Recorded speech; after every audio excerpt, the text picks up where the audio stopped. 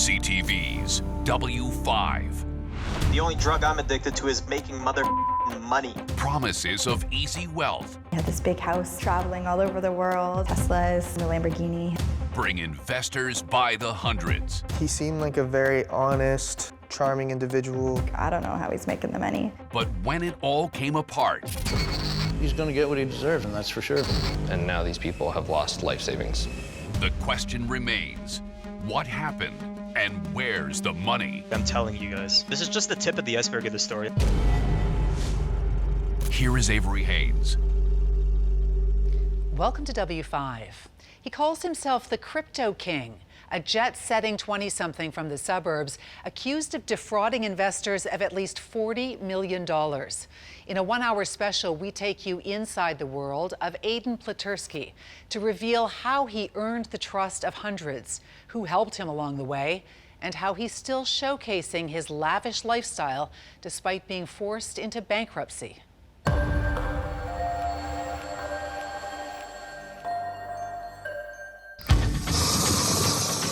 This is Aiden Pleterski, the jet-setting, wheel-spinning, so-called king of crypto.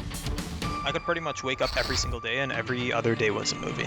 A 25-year-old from the outskirts of Toronto who lives his life online. His followers believed he was a boy genius with a golden touch, investing in virtual currencies like Bitcoin. The feeling was honestly surreal. It didn't actually feel real until I started cashing it out and I started spoiling myself. Spoiling himself with a fleet of exotic cars, including Lamborghinis and McLarens. My favorite car to drive was a McLaren 720S. And dropping $45,000 a month to live at this 6-bedroom, 8-bathroom, 10,000 square foot lakefront mansion west of Toronto. This is a movie theater, and now let me tell you, these chairs right here, these are all Hermes-made movie chairs. Obsessed with high-end labels and luxury brands, Aiden Pleterski made sure everyone online knew about his eye-watering wealth. One thing that I was taught from a very young age, you never say no to money. Never say no to money. Or never say no to gifts. That too. Over a span of just 2 years, he collected tens of millions of dollars from people who believed his promises of massive returns. Investors who later learned that almost none of that money was actually invested. Bro, this is just the tip of the iceberg of the story, I'm telling you guys. This is literally just the tip of the iceberg. This story is ridiculous. Here's how it all began. In high school, Pleterski, while chasing baseball dreams, also began dabbling in trading, using birthday money and earnings from part-time jobs. He went to college for cybersecurity, but never graduated, instead taking courses on the side in foreign exchange trading. So I invested in crypto back in 2015, and then I learned how to actually day trade in like 2019. Pleterski gained momentum as a trader when he was still in college. It was there he met Brandon Coburn. He was just a relaxed person, very well-spoken. He seemed like a very honest, very charming individual. Coburn and Pleterski met at a party and shared an interest in music and making money, finding subscription-based courses online that taught them how to trade. We all had this idea of like trying to figure out a way to make money, and we started trading together. We'd go on the charts at 9 a.m. You're using fake money to learn the tricks in order to do that when you want to decide to do it with money. For Coburn, the thrill of self-trading didn't catch fire. I put $1,000 in it, and then I started trading and realized how hard it was. It was very exhilarating but stressful at the same time. No, I blew my account. I blew my account pretty bad.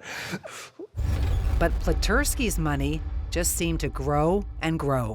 We knew he was pretty decent at trading, but he just kept it to himself. He would trade once in a while, and we'd see what he was doing, and he was very quiet. I just saw him being successful, and I didn't think anything of it. I was like, okay, whatever, he's trading, maybe he's doing good.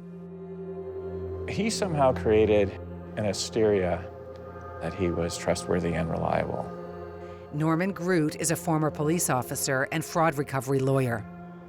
At a certain point, I think he just figured out that the money was coming in easy. He was building up this facade, this lifestyle, that made it look like he was the success that he alleged to be. To shape his crypto king persona, Pleterski appeared in promotional ads that looked like news articles, like this one in Forbes magazine, touting his credibility. When somebody starts pulling a lot of money in, He has no emotion when he's telling people that he's actually doing what he's doing in order to get their funds. They're too willing to trust. there's winners and there's quitters when it comes to gambling. You cannot be a quitter. It wasn't particularly him that gave me confidence. It was the 10 people that I personally knew, all of whom ended up investing with him. And just that alone made me feel safe. Anna is one of Aiden's Canadian investors. We met her in Central America, where she's keeping a low profile. She's agreed to speak with her identity hidden. In 2021, Anna says she was lured into investing with Pleterski. At the time, I just became curious. These are the text messages she received from a longtime friend, convincing her that Aiden Pleterski was the real deal. What was it that made you feel like this was going to be a great investment? They invested themselves, and then they showed me wads of cash that they were withdrawing from him. Did you ever meet Aiden? Yes. And what was it about him that made you believe initially that he would be good with your money? He was immediately speaking about regulatory compliance and him getting a license with the Ontario Securities Commission. Anybody who respects regulatory compliance knows the consequences. They respect the law. And so Anna wired Pleterski $75,000. In just 6 weeks, he sent her this text, claiming her investment had ballooned to over $120,000. I thought to myself that there's just something that continuously felt like it's not right, and I wanted to get my original investment out. But she never did. Despite asking Pleterski directly for her original $75,000 investment, all Anna got were empty promises. And so she went to authorities. You blew the whistle on Aiden Pleterski. Yeah, I was the first person who filed that report with the Ontario Securities Commission and then Toronto Police. And now, over 150 people have come forward to claim they have lost a combined $41.5 million to the young man known as the Crypto King. The effect of fraud alters people's lives, breaks up marriages, in the worst cases causes suicides. People don't have funds to pay for their kids' education. On August 9th, 2022, an Ontario court forced Aiden Pleterski and his company, AP Private Equity, into bankruptcy, and the process to seize his assets began. 11 luxury cars, including 2 McLarens, a Lamborghini, and an Audi RSQ8. $600,000 in cash and bank drafts, $32,000 in jewelry, including Aiden's diamond-encrusted Rolex. But all of that only adds up to $3.15 million. So where's the rest of the money? There is far more money that is still out there. You believe there's a large amount of money out there somewhere. Yes. A lot of people, they invested cash. So we know about that. And that cash, we can't recover that, we can't trace that, but that cash went somewhere. Somebody is keeping it safe for him. Anna believes more of Pleterski's assets could be hidden. Lawyer Norman Groot believes Pleterski collected far more than the $41 million in losses reported.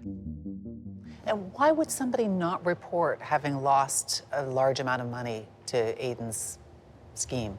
Various reasons. The primary reason, I just believe, is that they don't want their source of funds investigated. Because it's being laundered or illegally gained money? Yes.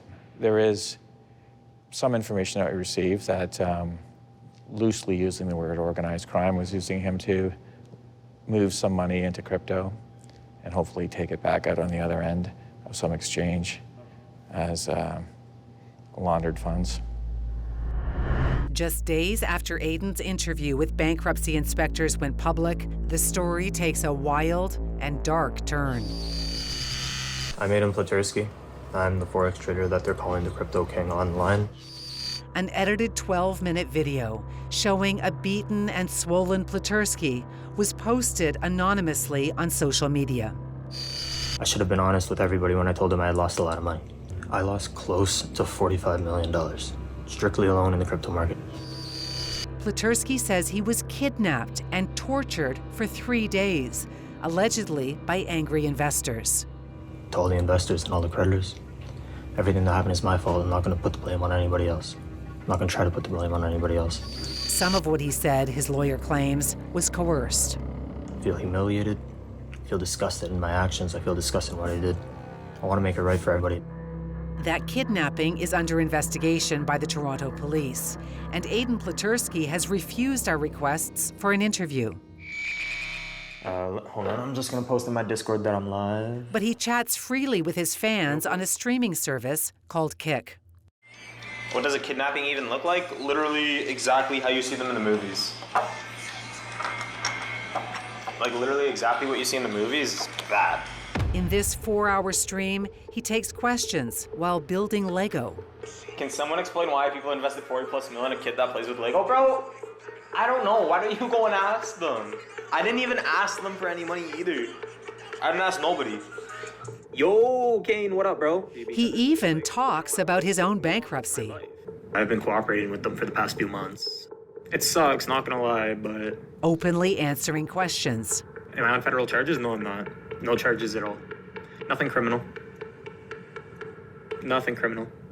Bankruptcy means Aiden has had to hand over all his credit cards. And if he's managed to get a new card, there are strict rules. Keep the card on file, but don't charge it.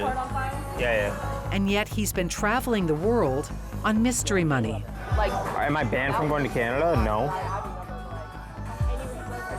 How can you be banned from going to Canada? I'm Canadian, bro. Is the RCMP after you? No, because I didn't do anything wrong. I didn't do shit wrong. Posting his adventures in Miami and from London and Australia. Am I on the run? Why you travel so much? What do you mean, am I on the run? Why do I travel? Bro, if I was on the run, I wouldn't be streaming. Like, are you dumb? And then we see him partying in LA, driving exotic cars, eating lavish meals. He's even offering financial advice. It's important not to have a ton of money in your bank account because money doesn't really do good if it's just in your bank account, right? You gotta make your money work for you. Like, that's actually some real shit. Sharing on Instagram that he's trading again and claiming he made $46,000 profit in one day. Aiden Pleterski doesn't seem to have a care in the world. If this is bankruptcy, where do I sign up? When we come back, It was my first time ever investing, right? So it was a huge deal for me. the mystery deepens as trouble mounts. He is the greatest snake oil salesman of all time. When W5 continues, I don't want to be taken advantage of again. feeling ripped off It made me angry. and overcharged, Scammed out of their money. W5 exposes companies, We need to ensure that consumers are protected. Canada's repeat offenders, So it's all fake. They're all fake. racking up Shame, shame. customer complaints. We just have a couple questions for you. Outside, please. An all-new W5 with Avery Haynes, next Saturday at 7 on CTV.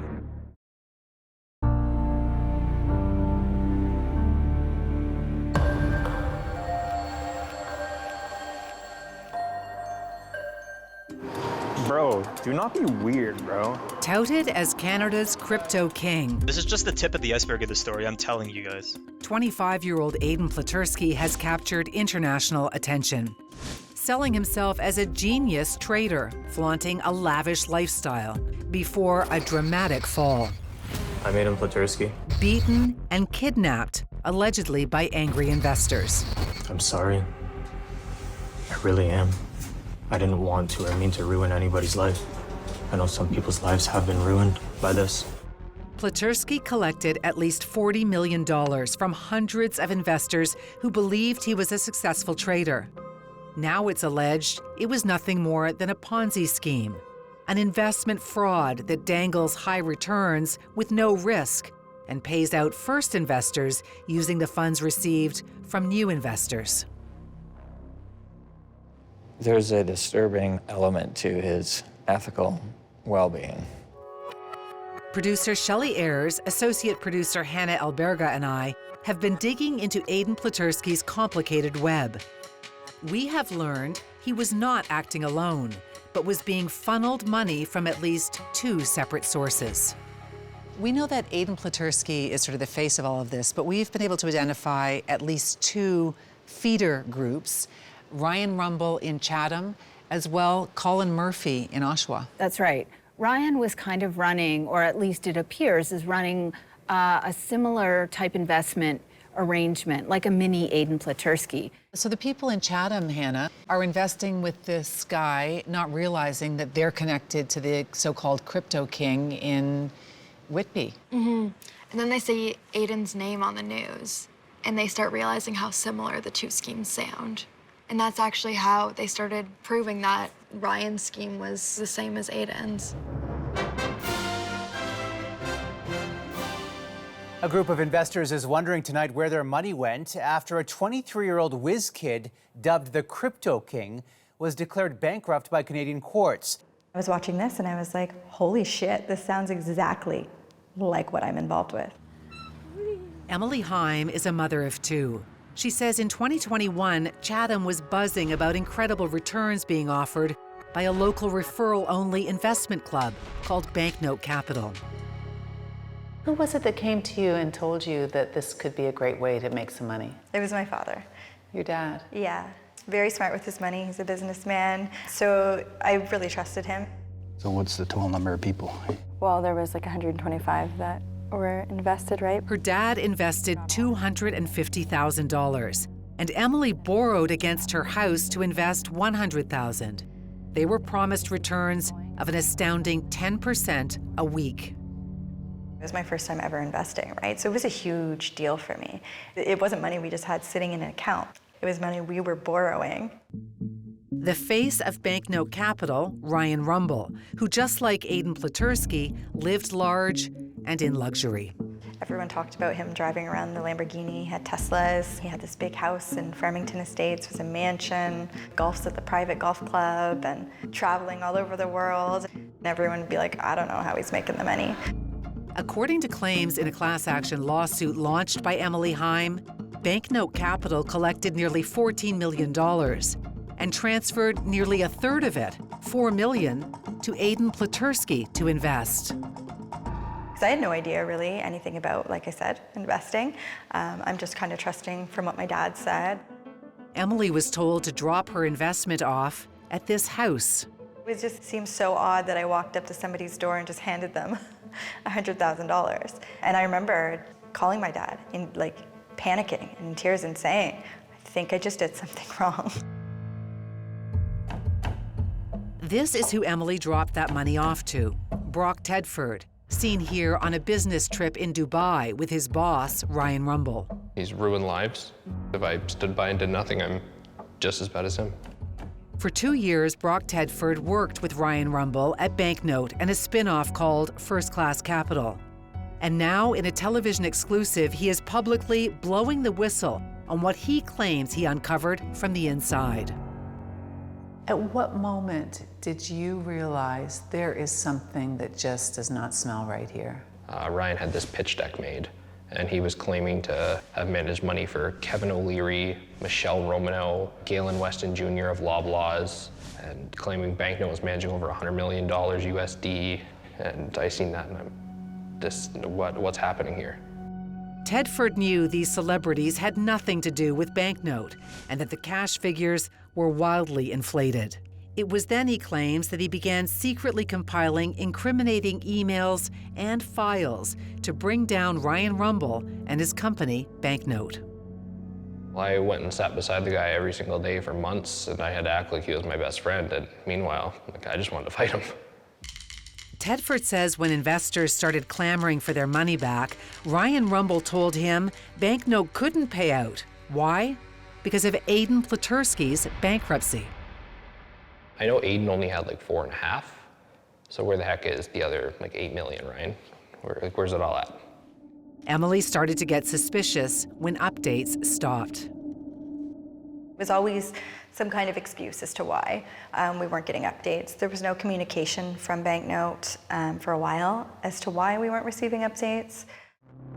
125 investors are now named in the class action suit. And Brock Tedford has handed over hundreds of files to the Ontario Securities Commission.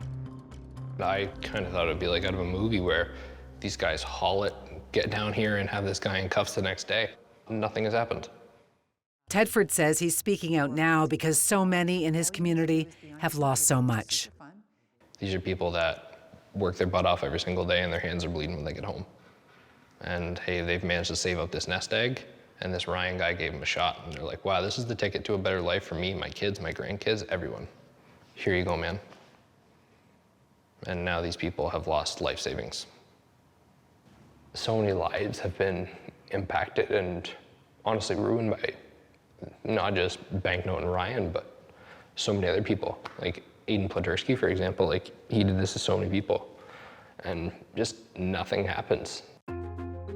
There is now a warrant out for Ryan Rumble's arrest because he ignored a court order to hand over his passport. Instead, he fled to Dubai. And just like his associate Aiden Pleterski, he has now been forced into bankruptcy. We haven't gotten any empathy. We haven't gotten any remorse. The city hates him. Nobody wants anything to do with him. But the thing is, he is the greatest snake oil salesman of all time. Coming up, Trash the Lambo. the lure of fast profit. I was just impressed by the money that they were throwing around, and the yachts and the boats and the cars. When W5 continues.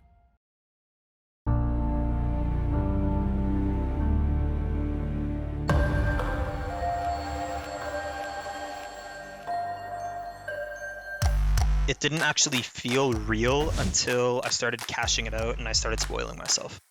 25-year-old Aiden Pleterski is living the high life, posting his travels and boasting to fans on a streaming platform.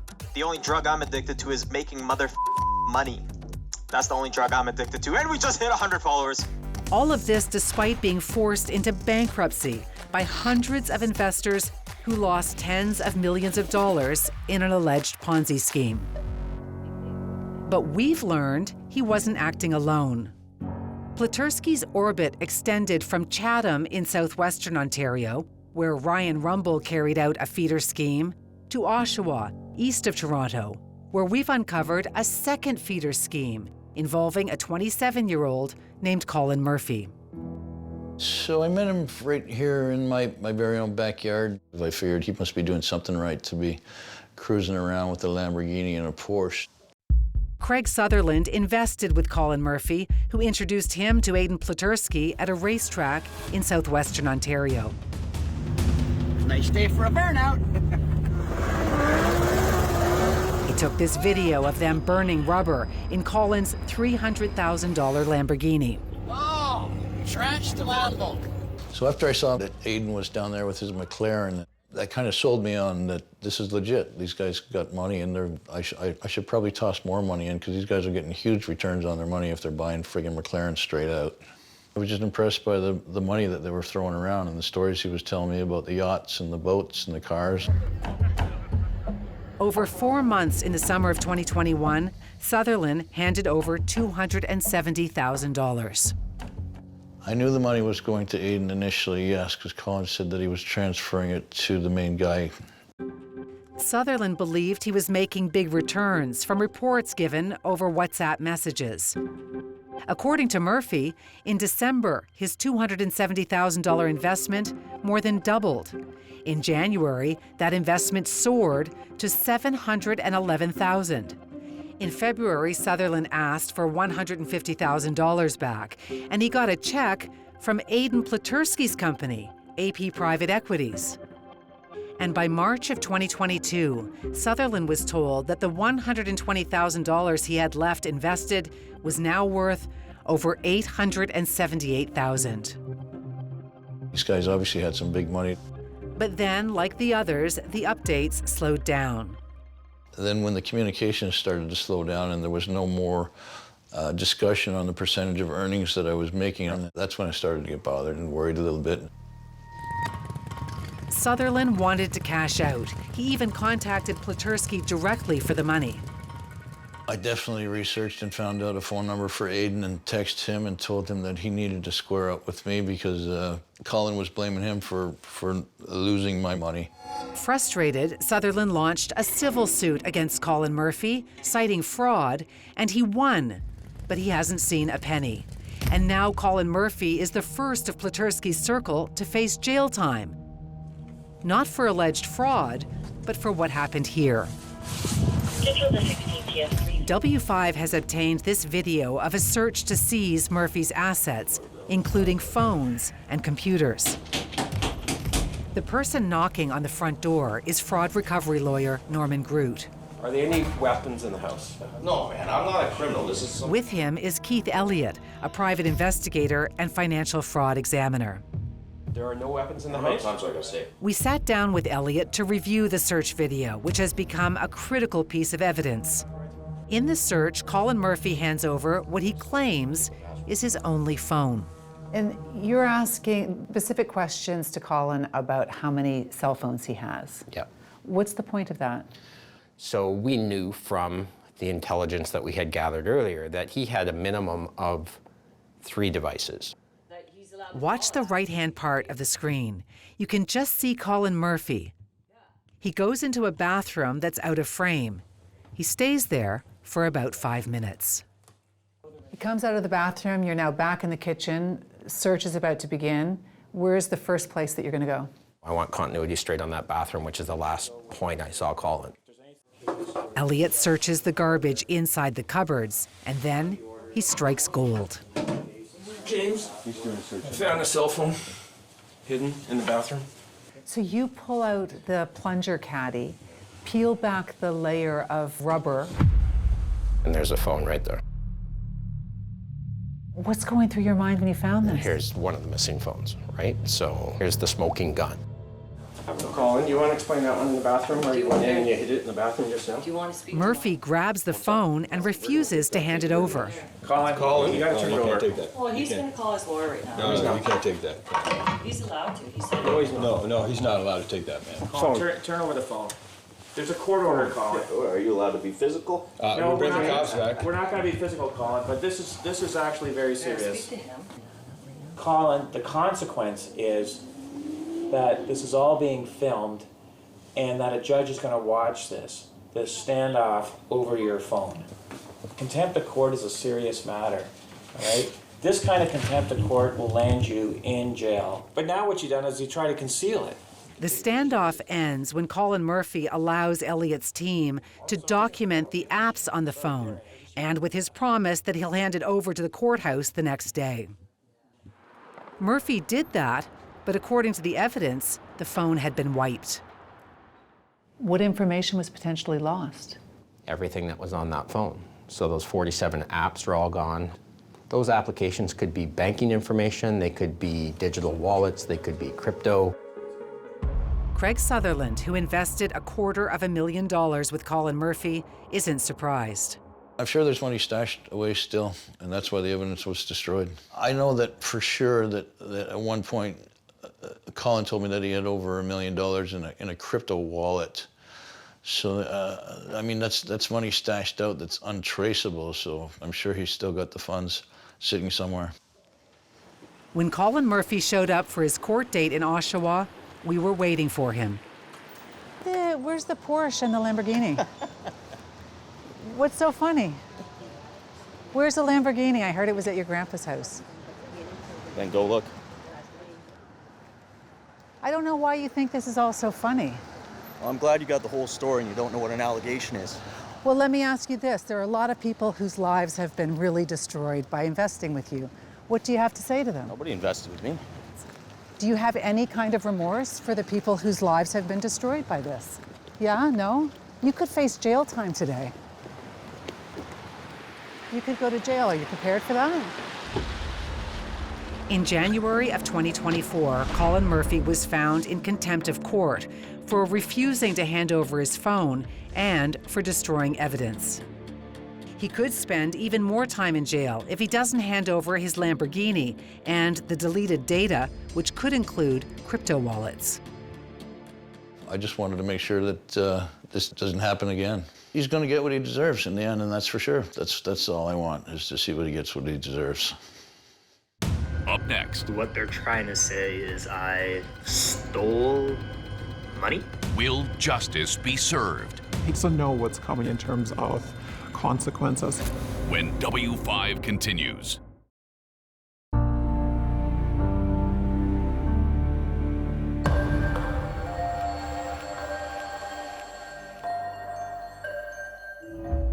Between 2020 and 2022, this trio from Ontario collected at least $55 million from trusting investors who believed they could make them rich.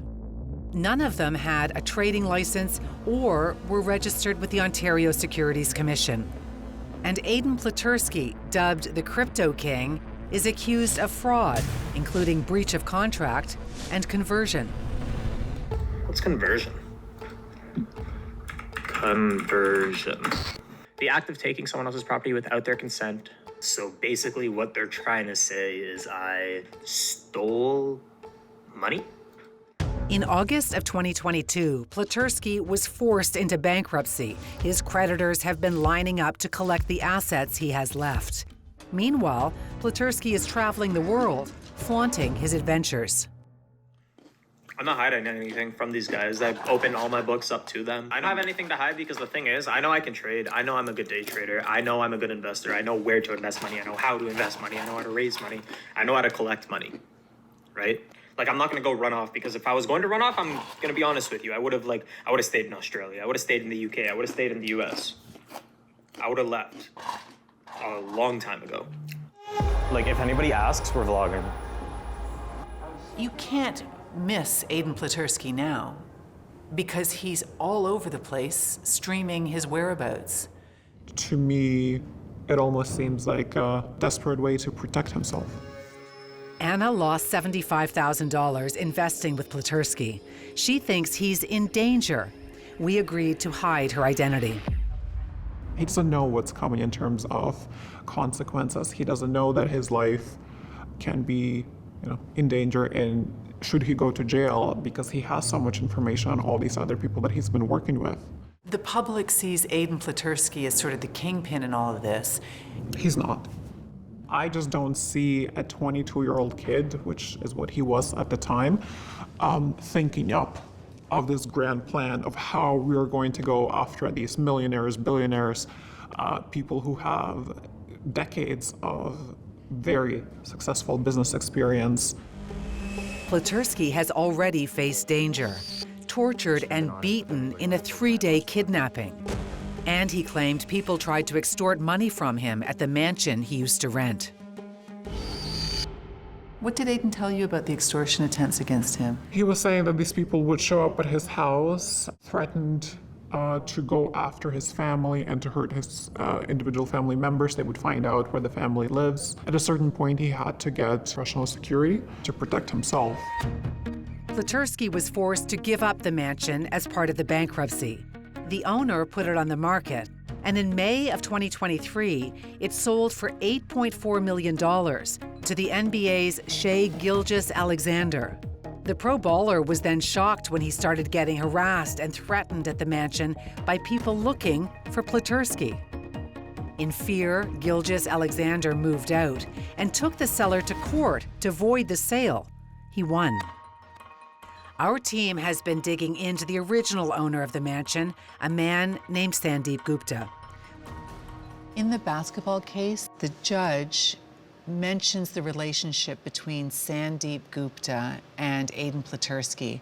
Curious and complex. It was and is a curious and complex relationship. We know that Sandeep Gupta was not only the landlord of this mansion where Aiden was staying and renting, but he also provided him with lawyers, and Aiden called Sandeep a mentor. And then when the crypto market started to crash, Sandeep Gupta was the one that was giving Aiden advice about how to diversify his investments and things like that. I don't know how many landlords actually get calls from tenants who are kidnapped, but Aiden Pleterski called Sandeep Gupta again and again, begging for him to come up with $3 million for the ransom. And we know that he didn't pay the $3 million. Right, but then he was dropped off near Sandeep Gupta's house, right? Yeah, 3 days after. W5 has reached out to Sandeep Gupta for comment several times with no response. I think that the people who are so busy paying for his expenses, they're the real risk. Your theory is that the people who are now bankrolling him are doing so because he's not yet been arrested. But the minute he gets arrested, he now has a lot of information on people who may be above him, yes, and that puts his life at risk. Yes. I'm really interested in these other people who were in his orbit. While Anna believes Aiden Pleterski's live streams are a desperate way to protect himself. So what's good, bro? How's the streaming going?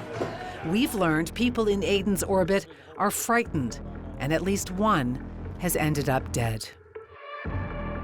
So much of the coverage has been about these young kids with all this huge wealth, but somebody in Aiden's circle, your son, is dead. Mm-hmm. The rest of them are still alive. Tracy Collins lost her son Clayton Soika in March of 2023.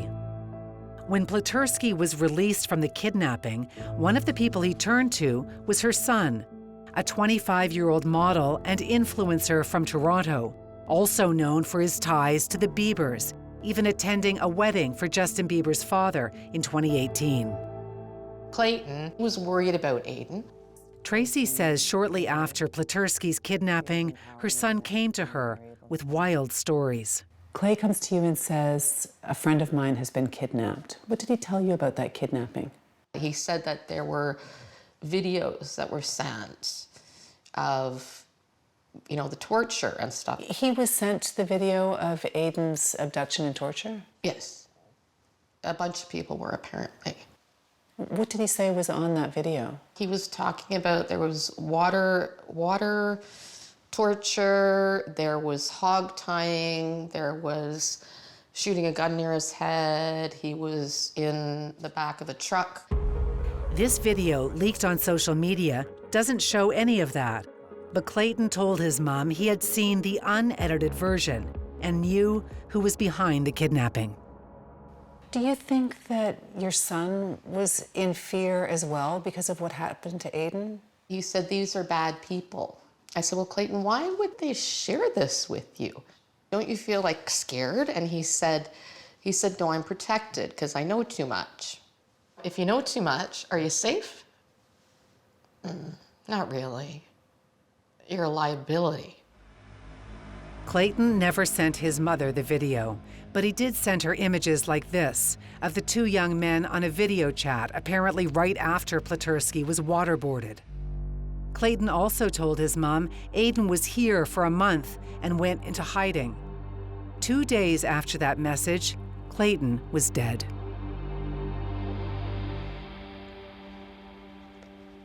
That was a very hard day. Police told Tracy that his death was a suicide and that shortly after, someone broke into his apartment. Within hours, his phone and computer are stolen from the apartment. It doesn't make sense how, one, how would everybody know he was dead that quickly? And then two, they know he's dead and they need to get in the apartment and take his stuff. Tracy knew little about her son's circle. She knew he struggled with drugs and mental health. He knew a lot of bad people, I think. She was surprised to learn that police quickly recovered her son's electronics, now being kept as evidence in Pleterski's kidnapping. She was also surprised at the police presence at her son's funeral. The funeral was just ridiculous. There were 5 security guards, the police, the undercover police there. And what were the police doing at the funeral? They were watching everything. Like one was taking pictures of the cars in the parking lot, their license plates. And then the other one would point out sometimes if there was somebody of interest, and I would bring them downstairs with them so they could interview them. The police were actually interviewing people at Clay's funeral? Yeah. None of it made sense at all. In the wake of her son's death, Tracy desperately searched for answers and contacted Clayton's friends. Many didn't reply, but Aiden Pleterski, who was at the funeral, did. That's his response. I do not know exactly what happened simply because I wasn't there. And quite frankly, I don't believe what anybody tells me unless I witness something for myself. And so it almost sounded like he had questions too, but he had no answers. Tracy says police told her to stop texting her son's circle, that some are dangerous people. Am I scared? Yes. Do I want answers? Yes. I don't need to know anybody's name. I don't need to know anything like that. I want my son's stuff back and put this to rest. We asked Toronto police about Clayton Soyka's death. In a statement, they told us they are not investigating it and that it was deemed non-suspicious. As for Clayton's electronics, police say any evidence related to this case will be presented in court. Toronto police have charged 5 people in the kidnapping of Aiden Pleterski, including one of his investors, a man named Akil Haywood. He really is an interesting character on a number of different fronts. We've been digging into his background. I think this is wild that one of Aiden's investors is now up on charges accused of kidnapping, Akil Haywood. Yeah, he says he's completely innocent, and he said he had nothing to do with it. How much did he invest? $740,000, yeah. And we also know that he has a long list of drug-related charges. And he spent like over 4 years in jail. They weren't minor charges. Listen, I'm gonna make a comeback, all right? While W5 has learned there is a joint task force investigating Pleterski, both the Durham Regional Police and the Ontario Securities Commission have refused to comment. What do you make of the fact that Pleterski is live streaming every night talking about this as though he doesn't have a care in the world? A concern of mine is that there's a lack of deterrence, a lack of consequence through the criminal system. Doesn't believe that whatever happens to him in the criminal system is going to be sufficiently harsh enough to stop his behavior. Our criminal justice system is overworked and underfunded. So-called white-collar fraud, people losing money that may have not been entitled to that money to begin with, is low on the threshold when it comes to the process. I had so much pride to the point where I didn't tell anybody that I was losing money, right? I didn't tell anybody that I was losing any money, unfortunately. If I spoke up a little bit earlier, you know, everything would be a lot different right now. Victims in Pleterski's bankruptcy have only recovered $3.15 million of the over $40 million they reported he collected. For Anna, that means just $3,000, a fraction of the $75,000 she handed him. Do you think that most people are still holding out hope? I think that a lot of people are still holding out hope. Maybe a miracle will happen. I don't have faith because I already see what the system is like and what it's designed to protect. As of February 3rd, 2024, Aiden Pleterski has not been charged criminally. Ryan Rumble continues to live in Dubai. Colin Murphy has been sentenced to 5 months in prison.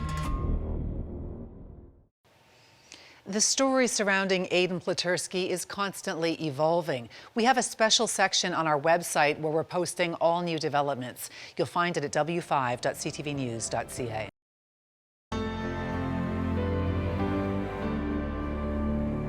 Within the last few weeks, there have been half a dozen UFO sightings in the far north.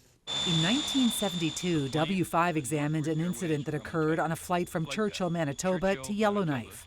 On board, 12 passengers and a crew of 3. During the flight, something was spotted flying alongside the plane. Well, it appeared cigar shape, only pointed on both ends, as though it could have been a saucer, of course. So he had to be moving 3,000 miles an hour probably, down at that altitude. Pretty hard to do with any equipment on Earth that I know of. So we climbed up another 2,000 feet to try and get a look at him. He just disappeared. You can watch that entire documentary, as well as all of our new investigations, on W5's official YouTube channel. I'm Avery Haynes. On behalf of everyone at W5, thanks for watching. See you next time.